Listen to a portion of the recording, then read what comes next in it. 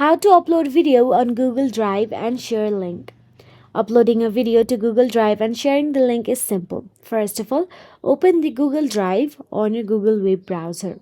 Now there, simply all you have to do is go to the My Drive and right click on it and simply tap on the file upload option available there and select upload photos and videos.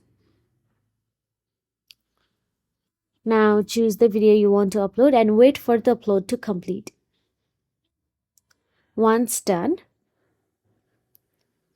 it might take few moments for the upload to complete. Now once the upload is completed, right click on the video.